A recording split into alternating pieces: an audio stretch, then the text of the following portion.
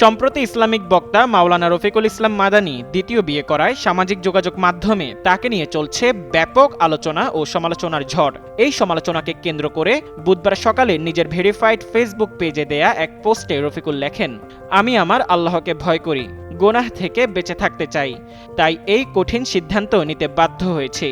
তার এই দ্বিতীয় বিয়ের পর বিতর্কিত আলেম মুফতি মামুনুর রশিদ কাসেমি কিভাবে মাওলানা রফিকুল ইসলাম মাদানীর শ্বশুর হলেন তা নিয়ে অনেকের কৌতূহল রয়েছে।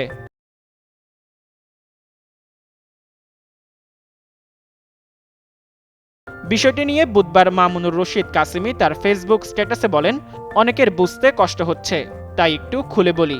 হাফেজ ইমামউদ্দিন সাহেব তিনি আমার বড় চাচার জামাই, তাই তিনি আমার দুলা ভাই। তার দ্বিতীয় স্ত্রীর মেয়ের সঙ্গে আমার বিবাহ হয়, তাই তিনি আমার শ্বশুর। তার বড় স্ত্রীর বড় ছেলে আমার দ্বিতীয় স্ত্রীর বোন বিবাহ করেছে, তাই তিনি আমার তালই। এদিকে মাওলানা রফিকুল ইসলাম মাদানী সাহেব মাসনা হিসেবে বিবাহ করেছেন হাফেজ ইমামউদ্দিন সাহেবের চতুর্থ স্ত্রীর ছোট বোনকে। সে হিসেবে তারা দুজন এখন ভাইরা ভাই। বলতে গেলে অবশেষে মাদানী ভাইও আমার শ্বশুর হয়ে গেলেন।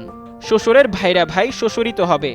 জানা যায় মামুনুর রশিদ কাসেমি এ পর্যন্ত মোট ৬টি বিয়ে করেছেন। এ ঘটনায় ২০২৩ সালের নভেম্বর মাসে নারীদের সঙ্গে প্রতারণা ও নির্যাতনের অভিযোগে নারী ও শিশু নির্যাতন দমন আইন ঢাকার কেরানীগঞ্জ এলাকা থেকে পুলিশ তাকে গ্রেফতার করে। পুলিশের তথ্য মতে তার করা ৯টি বিয়ের মধ্যে বর্তমানে ৪ জন স্ত্রী তার সঙ্গে রয়েছেন। এছাড়া ৩ জন তাকে তালাক দিয়েছেন এবং বাকি ২ জনের বিষয়ে নির্ভরযোগ্য তথ্য পাওয়া যায়নি।